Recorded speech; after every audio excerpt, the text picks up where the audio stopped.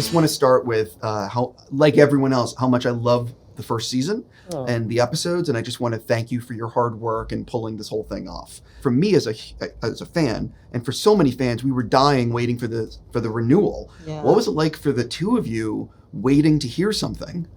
Long. Long. Yeah, because, you know, we, there's, you don't know, there's two different worlds, right? There's the fans who received us so well and were so excited. And then there's like the side of it that you're kind of waiting to see what the other side, you know, the business side and how that works. So for us, we were just like, we're so excited. For me, I would say that the show was received so well. It felt like we almost owed it to our audiences to bring them more, because as you know, there's so much to the Sandman. So there's so much more to explore. Yeah.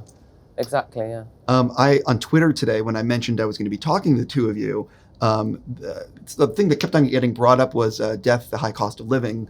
And anyway, I'm just curious if you have people come up and, you know what I mean? Yeah, people asked about it. They have. I have no idea where the stories go. We have no idea where the stories go next season. Genuinely legit. But I feel like whatever we do, you know, it's the same team. It's Neil, it's Alan. Like we're gonna have solid stories. We're gonna explore these characters more. Still very faithful to the comics. And just for us getting deeper and deeper. Yeah. So one of the things when I got the press release about the renewal was it wasn't called season 2. It was the continuing story of the Sandman or something like that. Were you aware of that they're not calling it season 2?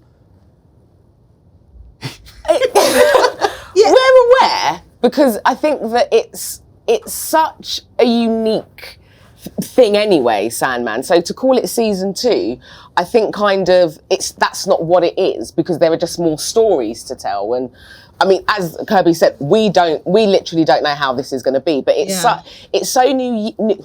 I can't speak. Sorry. Well, I would say, I think, because, I think part of the hesitance probably to call it season 2 is that, you know, one of the things about Sandman and one of the things you know about Neil is Neil loves his fans. And I think there's the understanding that we told some of the stories and there's more to tell. So there's much more to it. And if you are a fan of the comic books, you know how many stories. It's just that once you put that into a TV format, it gets broken up. It seems quite linear, but really it's going to be, you know, when you look at the whole thing, much like the comics, we're having these collections that we put together. Listen, they can call it whatever they want. I'm watching.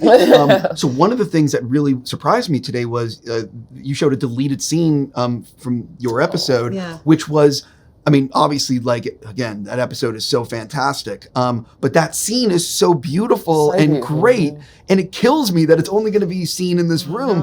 Can you sort of, for people that weren't in the room, can you sort of talk about what that scene was and what it meant to you? Yeah, so the scene that was showed here that was deleted, which, by the way, I had kind of forgotten about because it was such a long time ago. So it was really nice for me to see it, and it felt brand new again. But it was a scene where it's a continuation of myself and Dream walking and talking through London, and, you know, he's going about. He's with me on a day of work, right? He's like, you know, bring your kid to work day, in that scene, what we talk about is, you know, Death goes through her job and she expects, what she does obviously get resistance. And so what she talks about is she decided to experience what she does. So she lived for a day and then met herself. You know, she was taking it. She had her amount of time. And I think that scene, or that part that we've taken from the comic, is so key to who Death is. And the reason why she's so compassionate is because she understands, because she went through it. So she understands that no one is ready at the end, because she herself, being Death and knowing what was going to happen, still didn't feel ready to go. It's a fantastic scene. I really do hope that Neil and people reconsider. So I know how Hollywood works, and with actors and with scheduling and whatnot. I'm just curious, has anyone asked you to save any dates in 2023? Because maybe that would let me know when you might be filming. Joe, something, we don't know.